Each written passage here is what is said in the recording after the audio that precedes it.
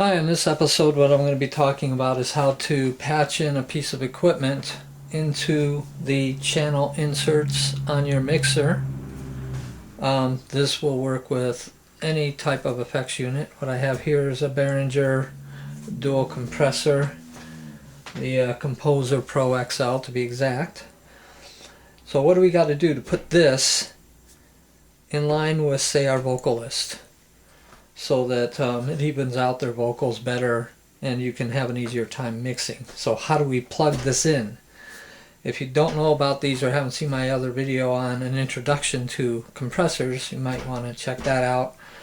Or if you're wanting to do something else, patch in an effects unit or patch in some EQ, a graphic equalizer for example, then you would want to watch those videos. I have a video on just about most of the units that are out there, as far as the type of unit. So they all connect the same way though, they just do different jobs.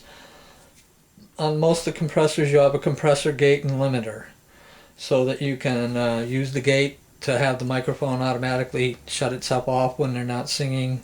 You can have a limiter that'll limit how loud they get, and the compressor portion of it that'll help control the lows.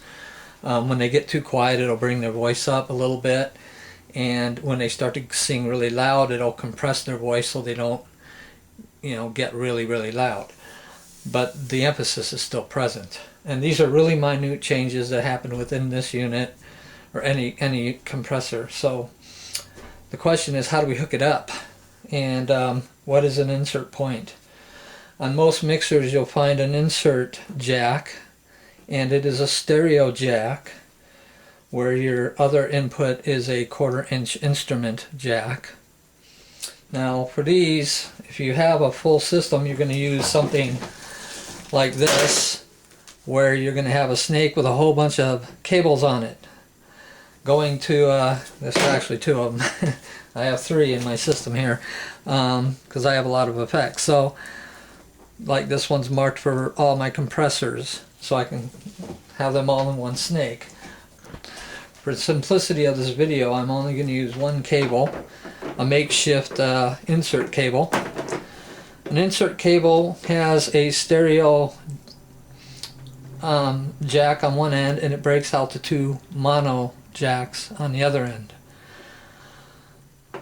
So the end with the stereo plug goes into your insert of your, let's just say this is a vocal channel on channel 1, and now on the other end of this you're going to have it marked as tip and ring, and that's of course referring to the tip and the center ring here on the other jack. So what you're doing is you're carrying a signal out of this unit out of your mixer to whatever effect unit you want to hook up. And the tip, in this case the gray plug, is going to be carrying the signal from your channel to the device. So let's flip the device around. And things are always backwards when you flip them around, so whatever was on your left is now on your right, okay? So you're going to find the inputs, and on this model we have a 1/4 inch input, so that's where we're going to send the signal to. Now it's going to process that microphone and run it back out of the unit, coming out to the ring side or the red side, and run back into the channel. So it makes a loop, and that's where we get the term effect loop. Now if you're a guitar player, you know about effects loops on your guitar amps. That's why it's called an effects loop, because it makes a loop. Now I could come out of this unit and run it straight into like an equalizer. So I would have a compressor and an equalizer running in tandem, kind of just daisy chain them together, because I might want to put compression on the vocalist, but I might want to have a 15-band EQ on the vocalist. So I would come out of here and then run it into the input of the EQ unit, and then come out the output of the EQ unit with this same cable here. So I'm feeding into one unit, and by the time I get through my chain I come back out and I run it back into my channel. But keeping it simple, this is all you're doing. You're just going to run it out of this channel, so the mic will come in it'll hit the preamp in here, and then it breaks off. None of these things are being affected yet. It's taking that dry mic signal, sending it straight to your effects unit, going in the input on the tip, being processed, coming out the ring, going back, forming the loop, closing the loop, and re-entering your mixer, and then it hits your preamp gain knob here.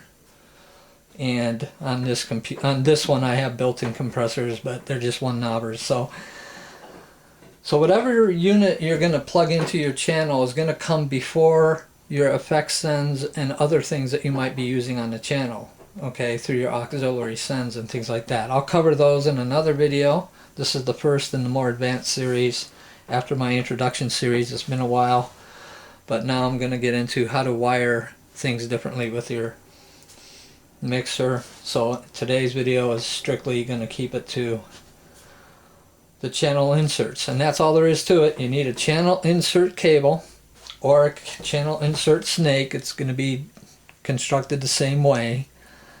Now these snakes, you usually have, you know, 4 stereo jacks on one end, and then I just use some label tape on there. So gate 1 and 1, 2, 3, and 4, and then they're color coded at the other end of the snake where they patch into the gate unit.